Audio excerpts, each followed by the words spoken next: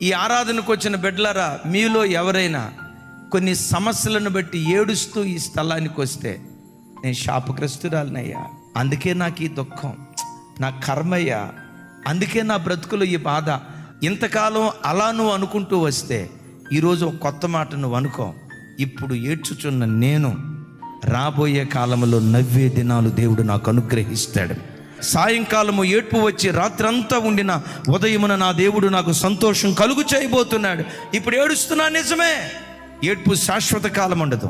ఇప్పుడు దుఃఖపడుతున్నా నిజమే, దుఃఖం శాశ్వత కాలం ఉండదు. ఇప్పుడు ఏడ్చుచున్న నా బ్రతుకులో నవ్వే దినాలు దేవుడు అనుగ్రహించబోతున్నాడు అని ప్రభుని నిత్యము మనం స్తుతించుదుంగాక. అన్నయ్య, ఈ భూలోకంలో బ్రతికిన కాలం అంతా ఏడ్పే దేవుడు మనకిస్తాడా? ఈ దేవుడు ఎవరో తెలుసా? యెహమందు నీ నోటి నిండా నవ్వును పుట్టిస్తాడు, పరలోకంలోనూ నీ నోటి నిండా నవ్వును పుట్టిస్తాడు. ఏడ్పే నా జీవితంలో రాశాడా అని అనుకోవద్దు. గమనించండి, జకర్యా గ్రంథంలో రాసి ఉంటుంది, ఈ దేవుడు దుఃఖ సముద్రాన్ని దాటింప చేసే దేవుడు అంటాడు.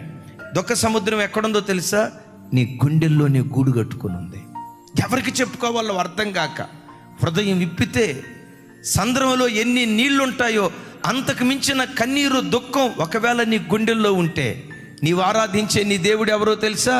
రాగల కాలంలో ఈ దుఃఖ సముద్రాన్ని దేవుడు దాటింప చేయబోతున్నాడు.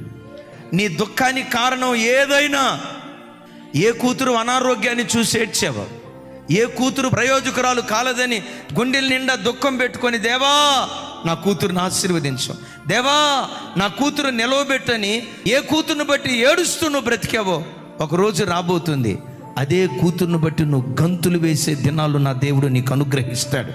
ఏ భర్తను బట్టి ఏడ్చావో అదే భర్తను బట్టి, దేవా ఇలాంటి మంచి భర్త నీవు ఇచ్చావు, నీకు స్తోత్రమయ్యా, ఇలాంటి భార్యనిచ్చావు, నీకు స్తోత్రమయ్యా, ఇలాంటి మంచి కుటుంబాన్ని నాకు ఇచ్చావు, నీకు స్తోత్రమయ్యా అని గతంలో దేన్ని బట్టి నువ్వు ఏడ్చావో దాన్ని బట్టి నవ్వే దినాలు నిశ్చయంగా దేవుడు నీకు అనుగ్రహించును గాక అంటాడు ప్రభు. ఇప్పుడు ఏడ్చుచున్న మీరు ఎట్లా ధన్యులమయ్యా?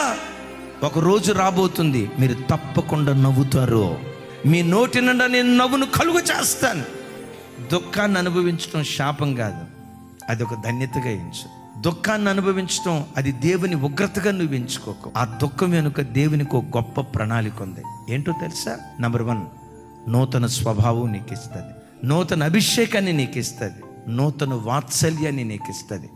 వీటన్నిటికి మించి పరలోక రాజ్యంలో నువ్వు అడుగు పెట్టేటట్లుగా పరలోక రాజ్య వారసుడిగా నిన్ను మార్చేది దుఃఖంతో